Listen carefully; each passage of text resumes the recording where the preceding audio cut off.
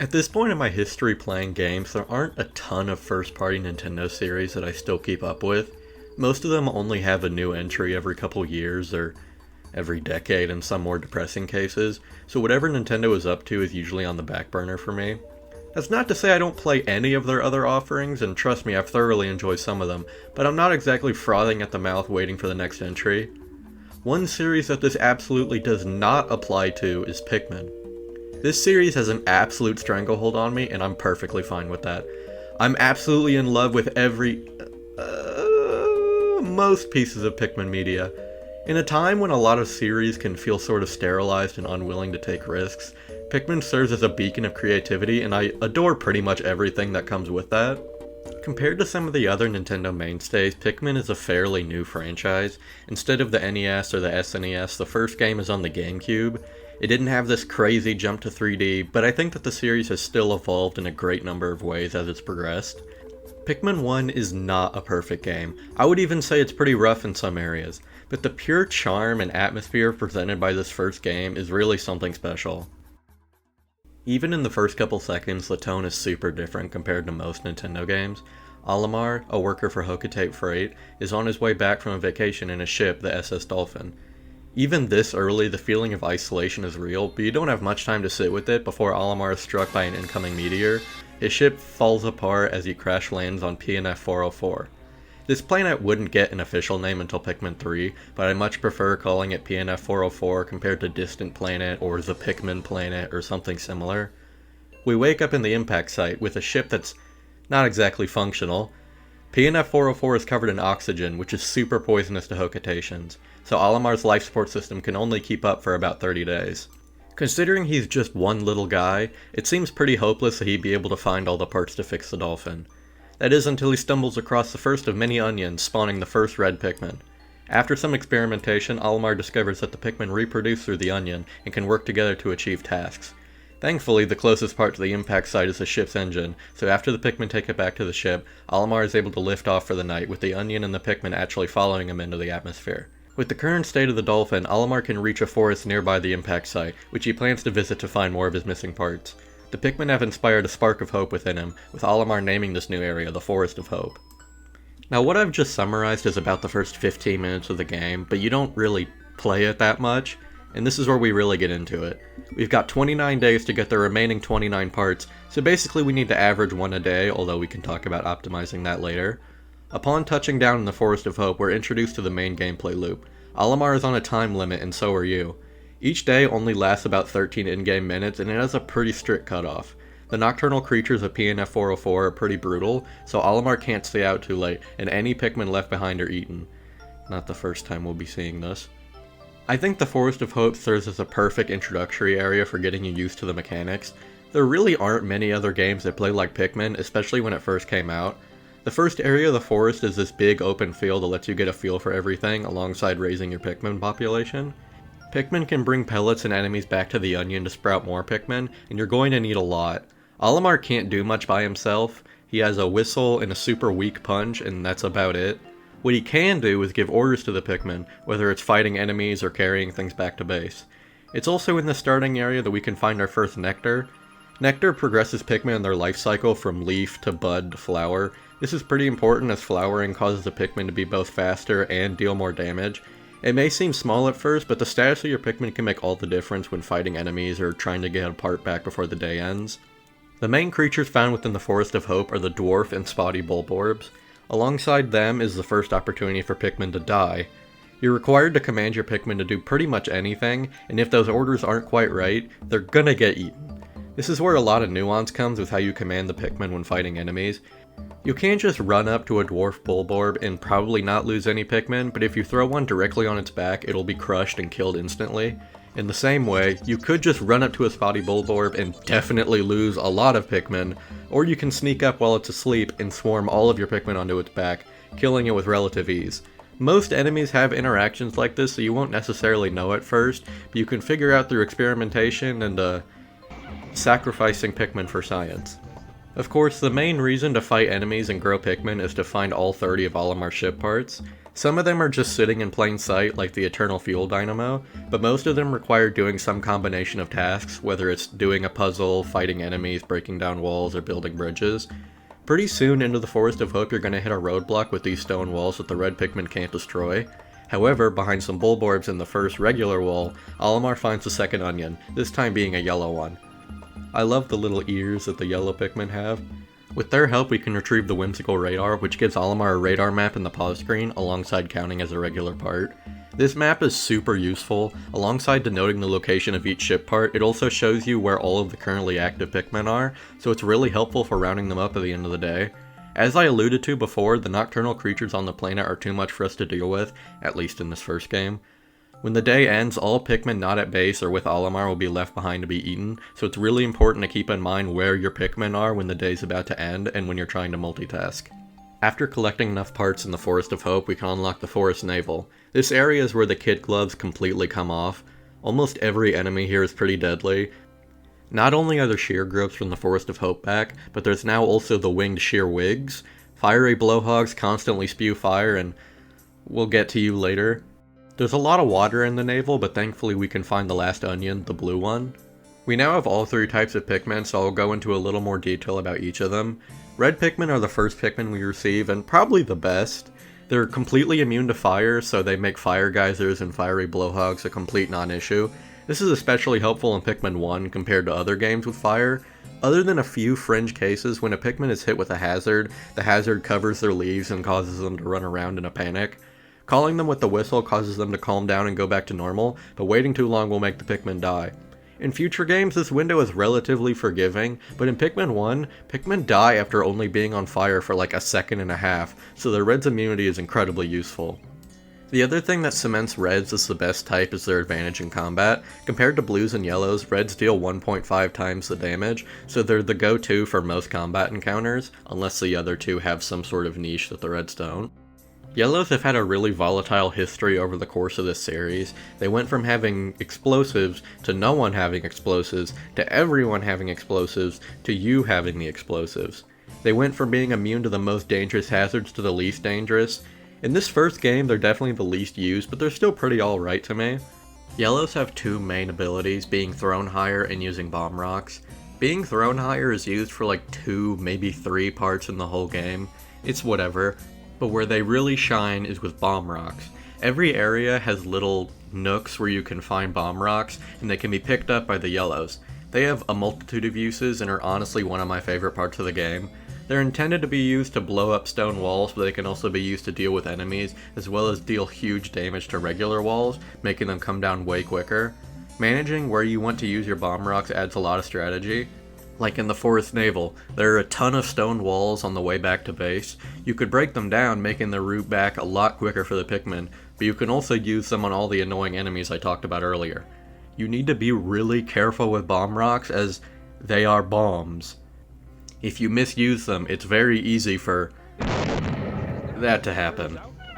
Finally, the blues. Considering how water is literally everywhere, yeah, these guys are pretty helpful. I don't have a ton to say. They can go in water while other Pikmin would drown in it. They can sometimes take quicker routes to base than other Pikmin, but it's about as simple as it sounds. This goes for all 3 colors, but the Pikmin are just so cute. I think Pikmin have such an effectively simple design that still clearly convey what they're able to do. These first 3 aren't my favorites, but I still love them a lot. Now that we have the blues, every ship part is available, so it's just up to us to find them all. The Forest Navel serves as a significant step up from the Forest of Hope. I already mentioned the tougher enemies, but it also just has a much more complicated layout. Probably the most complicated and one of my favorite parts is the Libra. It lies on the edge of the navel and requires all 3 types to get. Blues to open the geysers, yellows to reach high enough to get the part, and reds to carry it back through the fire geysers. Trying to slot this part into my multitasking is one of my favorite parts of this area, since it requires so much involvement from Olimar. This area is also likely to be the first encounter with a boss, one of 2. First is the Puffstool, this big mushroom thing. It doesn't directly harm Pikmin, instead releasing spores that transform Pikmin into Puffmin. Puffmin attack Olimar for a bit and then die if not whistled in time. It's not too hard to beat, just knock it over and attack, but the actual attacks aren't where the real danger lies with the Puffstool. This enemy is one of the most common causes of the crushing glitch. Basically, Pikmin will just be pushed through the ground by certain enemies, and since the only thing below the ground is the void, they instantly die. As you can imagine, this is incredibly aggravating, but I'll talk about it more later. The Puffstool is also in Zelda Minish Cap for some reason, so that's kinda cool.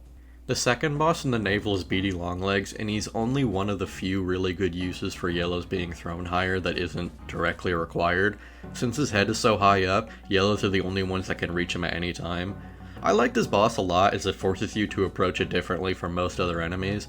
There are a lot of enemies that if you just have enough Pikmin, you can kill consistently pretty easily without losing any Pikmin, crushing glitch notwithstanding. But with the way Beady walks around, bringing a big group is a great way to get all of them crushed and killed, so it's best to take them on with like, at most 15 Pikmin. With the addition of blue Pikmin, we can return to the impact site in the Forest of Hope to do some cleanup.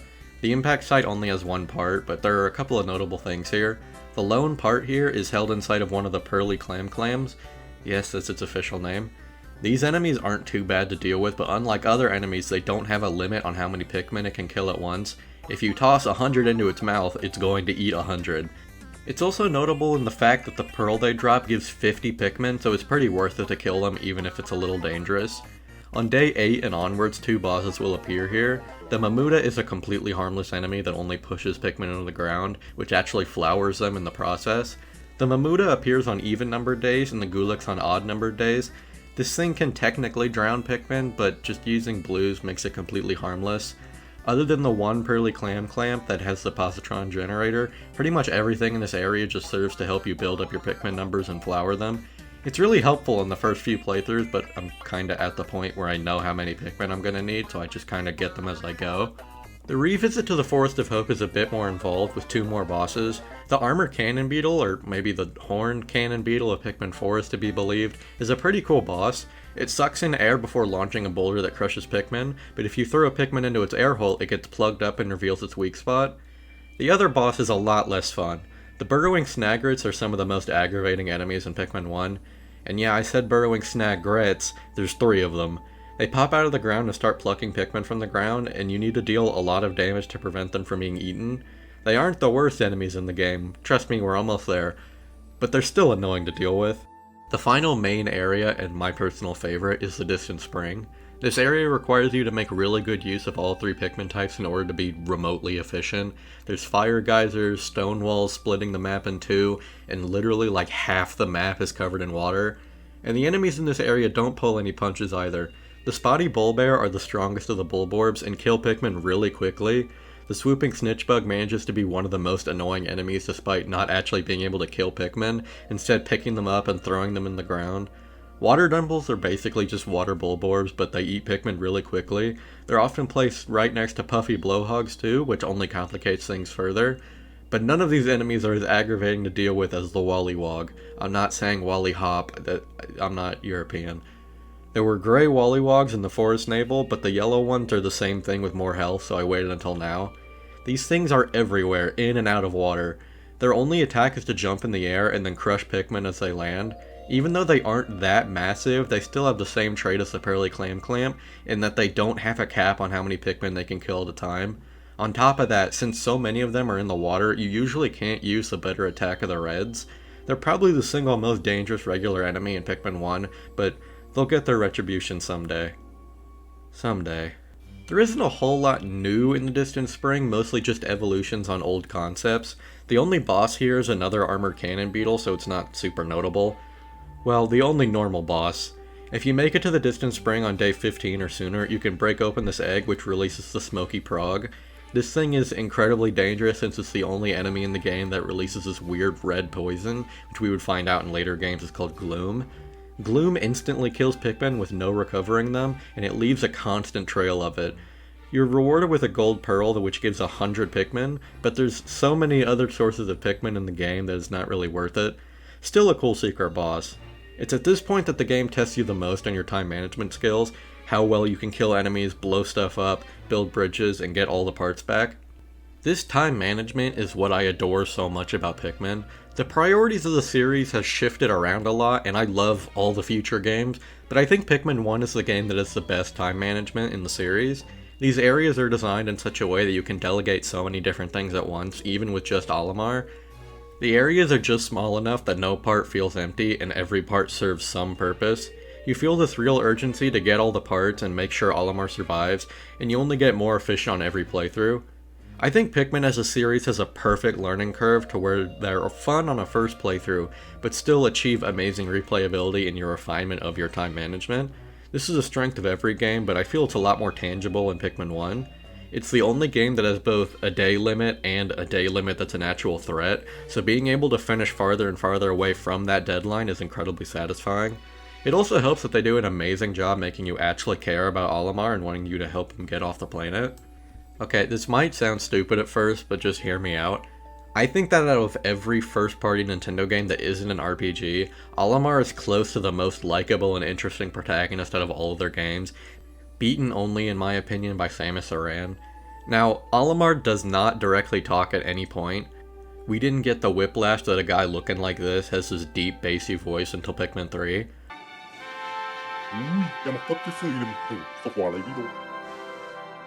But where we get to see his real character is in his log entries at the end of every day, as well as through his little anecdotes through tutorials and finding parts.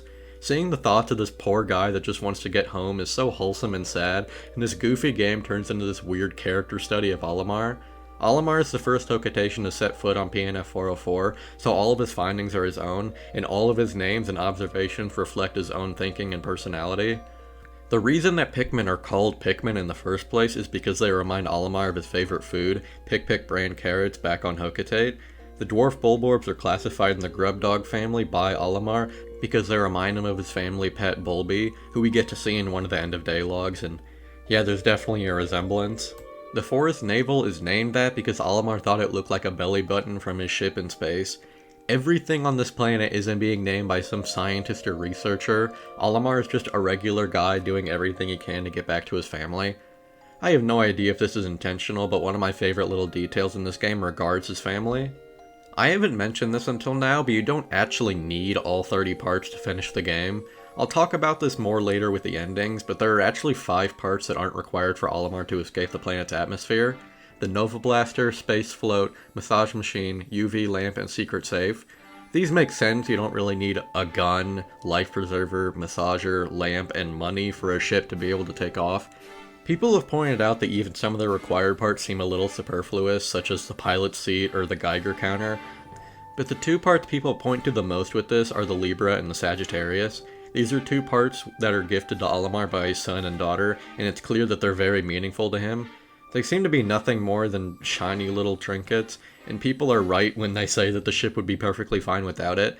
And like, of course it's irrational, but it seems Olimar can't stand the prospect of leaving behind such meaningful gifts from his son and daughter.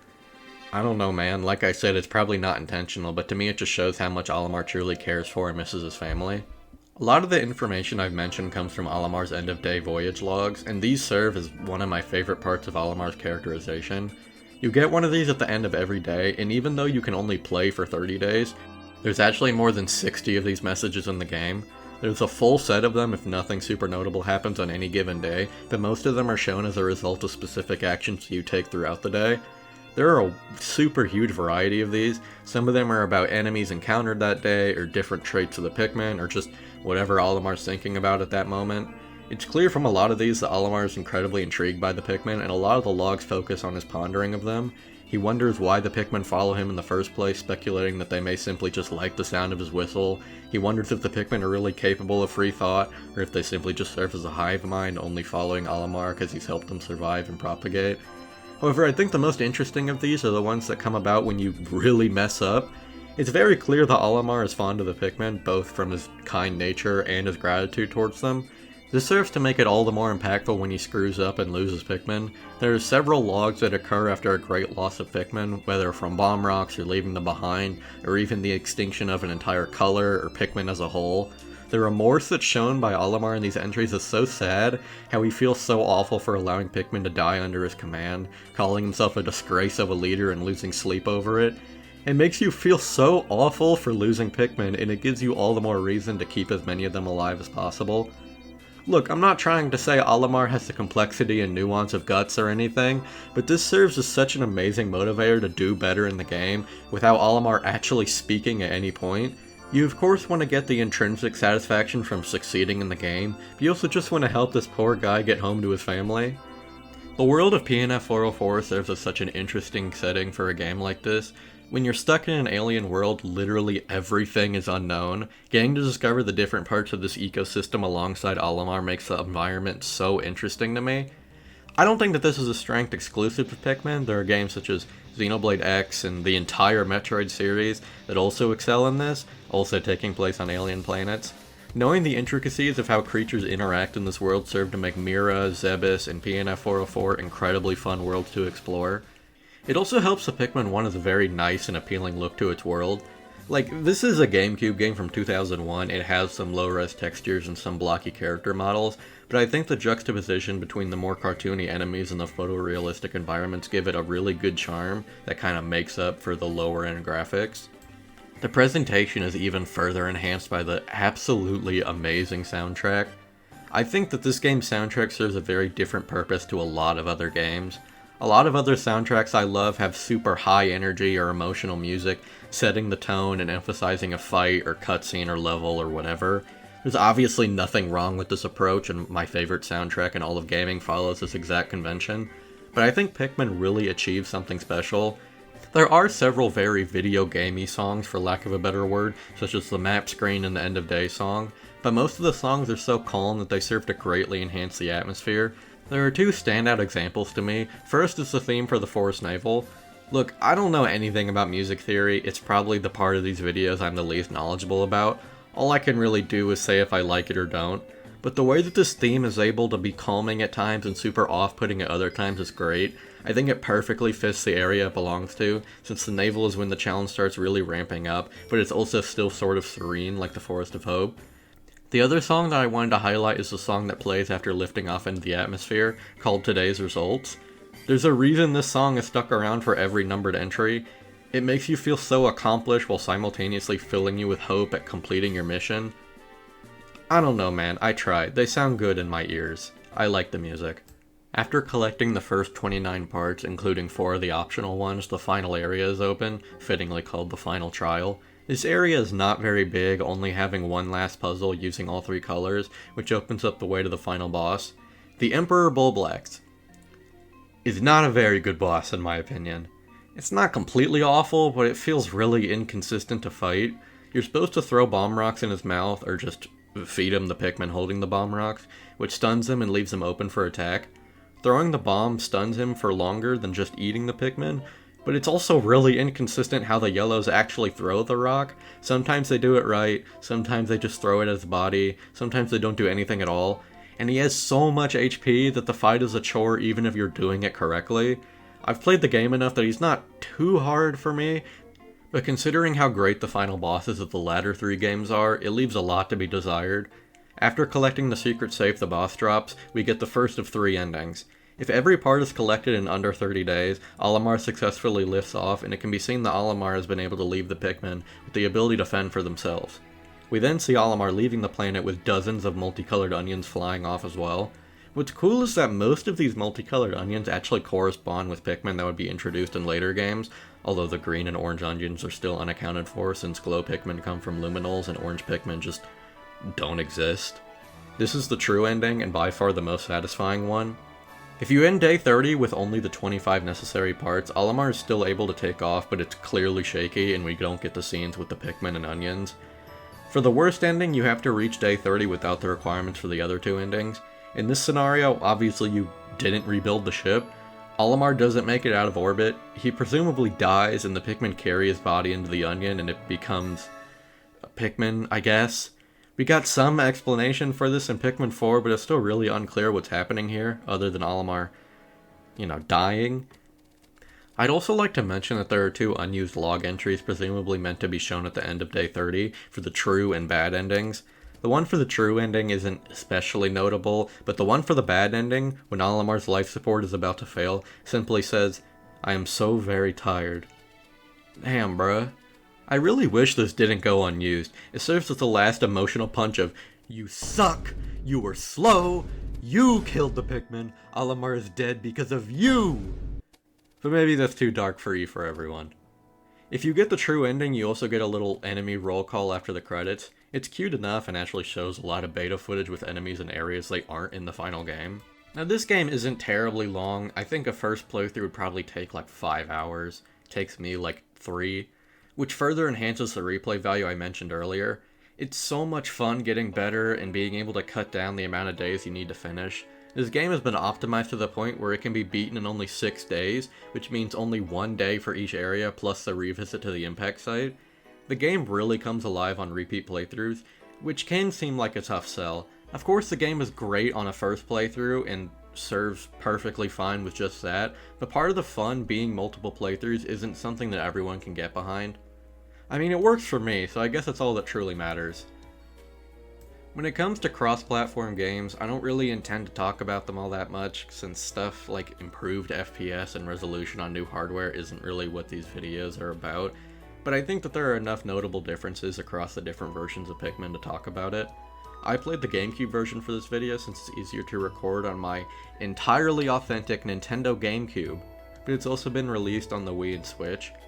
Pikmin 1 and 2 were part of the new play control line, so they were enhanced with pointer controls, allowing you to be more precise with your throwing. Stick controls work fine, but I am in the camp that considers pointer controls being the ideal way to play Pikmin.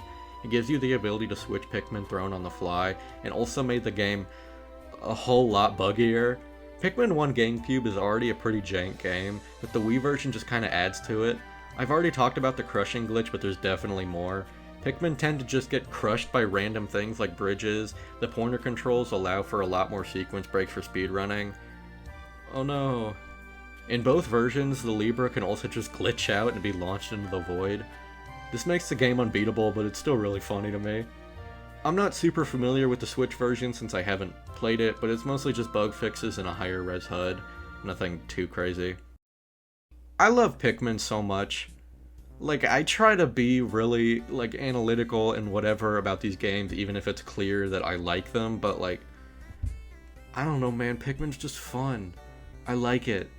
It's definitely not for everyone. Even just the time limit can cause certain people to be put off, but I love time management in games, so it works perfectly fine for me. The formula has been heavily refined with the subsequent games, but this first adventure on PNF 404 is still awesome. Go play Pikmin. It's fun. It's on GameCube and Wii and Switch. It's very easy to emulate, but don't tell Nintendo I told you that. Like, subscribe, do the YouTube stuff. Suggest some games for me to talk about if you want to. Maybe I'll make a video about them. I won't if I don't have anything interesting to say. But goodbye.